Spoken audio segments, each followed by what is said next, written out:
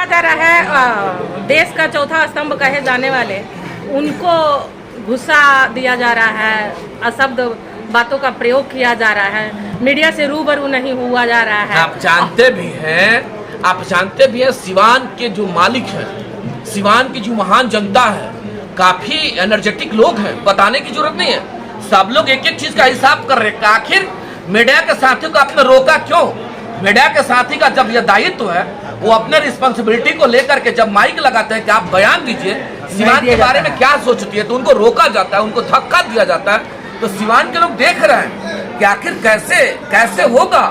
सिवान के रिप्रेजेंट करने के लिए आप जिनको लेकर के आए हुए हैं, कैसे सिवान के मालिक लोग उन पर विश्वास करेंगे, कैसे सिवान के मालिक लोग उस पर ट्रस्ट करेंगे। और देखिएगा ये सब नहीं चलने वाला है। अभी सभी धार देख रहे हैं, पूर्व मुखिया जी बीरबल माझी जी बैठे हुए, ये मोहब्बत है, ये प्यार है, और प्यार दर्शा रहा है कि आने वाले समय में नया इतिहास लिखेगा। ये मोहब्बत रंग लाएगा, ऑफकोर्स लाएगा, ये हम नहीं कह रहे हैं। आप देख भी रहे हैं ना, हम लोग तो साधारण है, आप देख भी रहे हैं कि जो ताकत बनेगा निश्चित तौर पर नया ताकत सिवान कैसे बनेगा। तो तमाम इस थीम को लेकर के हेना साहब जिस प्रकार से आवाम में जाने का कार्य कर रहे हैं, उनका सपना है कि साहब जिस प्रकार से विकास की गाथा को लिखते थे, जो लिख करके गए हैं, आज तक आप जहां भी जाएंगे लोग कह रहा है कि साहबुद्दीन थे तो 50 रुपए फी था, साहबुद्दीन थे तो राजेंद्र स्टेडियम दिए थे, साहबुद्दीन थे तो टाउन हॉल दिए थे, साहबुद्दीन थे तो इंजीनियरिंग कॉलेज दिए थे, मेडिकल कॉलेज दिए थे, विद्या भवन दिए थे, प्रभावती देवी दिए थे, महिलाओं के लिए जो बच्चियों के लिए कॉलेज का व्यवस्था दिया था। तो इन्हीं विजन को लेकर कहना सब आवाम के बीच में जा रहे हैं। लोग कहने वाले कहेंगे, और ये जान लीजिए इस बार बिहार को एक नया संदेश सिवान देने जा रहा है। आप जैसा जानते हैं कि बिहार का बनावट है जाति जात में बटा हुआ, पार्टी में लोग अलग अलग बटे हुए हैं, सब लोग जाति और पार्टी की वकालत करता है। सिवान जो होने जा रहा है एक नजीर स्थापित करेगा कि यहाँ जाति की बात नहीं और पार्टी की बात नहीं है, तमाम जाति के लोग जमात की बात कर रहे हैं, और जमात के उपजे हुए कड़ी के रूप में हेना साहब इस बार सांसद बनने जा रही है। जैसे आप देख लीजिए, अभी हम लोग बैठे हुए हैं, यहाँ खूबसूरती देख लीजिए कि बगल में शशि यादव जी बैठे हुए हैं, एनर्जेटिक मुखिया है यादव समाज से। कहाँ प्रभाव पड़ता है भाई?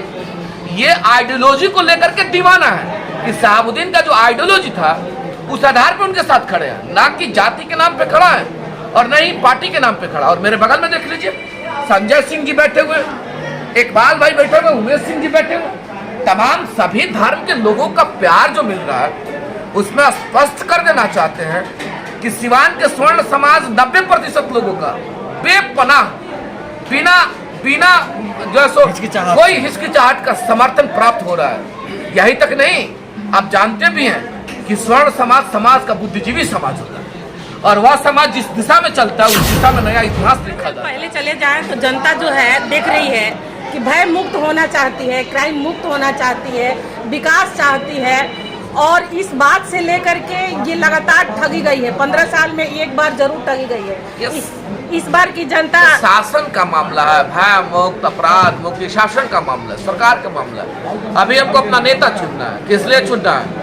देश में जो व्यवस्थाएं चलती है, जिस ताकत के बदौलत व्यवस्थाएं चलती है, उसी कड़ी में सिवान मेरा है। और सिवान का जो व्यवस्था चलेगा, जब अपने नेता का चयन करेंगे, और नेता मेरा कौन होगा?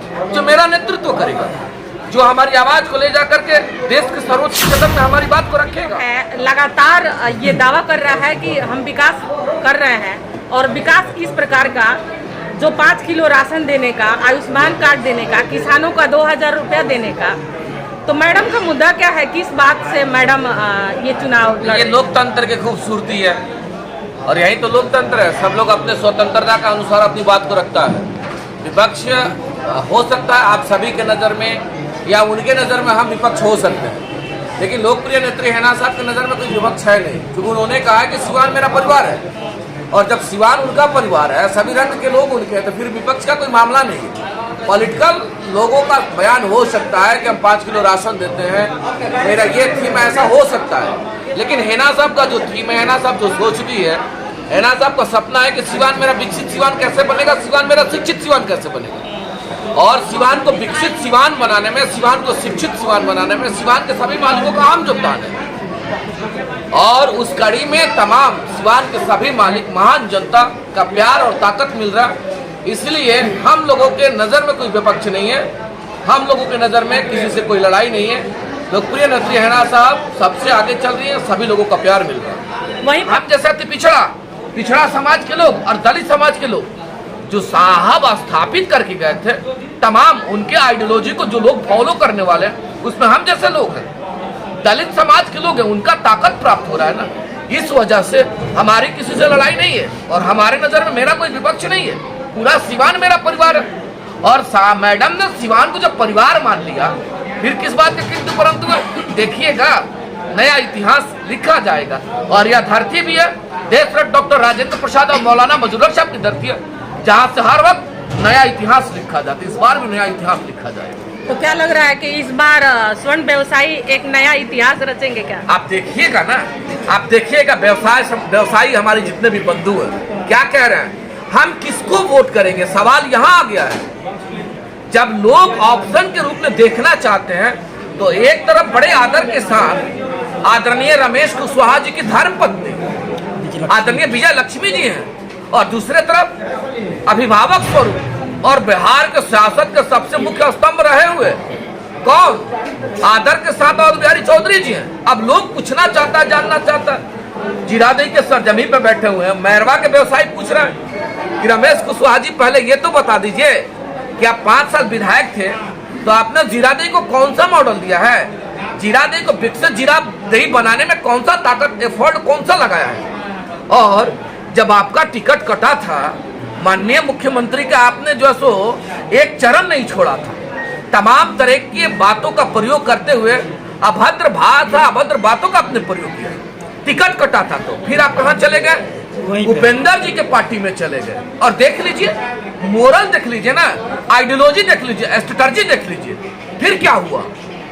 एक दिन में आप टिकट लेकर के आ जाते हैं। आखिर सिवान के मालिकों को आप गिरवी क्यों रखना चाहते हैं? सिवान की महान जनता आपके जैसे रंग कैसे बदलेगा भाई? इसलिए सिवान के लोगों ने जब देखा, पैमाना जब देखा, तो वह मालूम चला कि नहीं, रमेश कुशवाहा जी आप अपने पत्नी को टिकट दिलाने में कामयाब तो जरूर हो गए हैं, लेकिन अस्थाई टिकट सिवान के मालिक हैना साहब को देने जा रहे हैं, अस्थाई टिकट। इस वजह से और दूसरे तरफ बड़े आदर के साथ और बिहारी चौधरी जी, लोग ये पूछ रहा है कि आप पूरे बिहार के शासक के विधानसभा अध्यक्ष के रूप में थे, तो सिवान में बता दीजिए ना कि आपने कौन सा मॉडल दिया है। लोग तो ये जानना चाहता, लोग तो विकास की बात करना चाहता, विकास के पैमाना से लोग देख रहा है और विकास के पैमाना पे ये लोग कहीं खड़ा नहीं उतर रहा, जिसके वजह से इन दोनों चेहरा को यहाँ के मालिकों ने नकार दिया।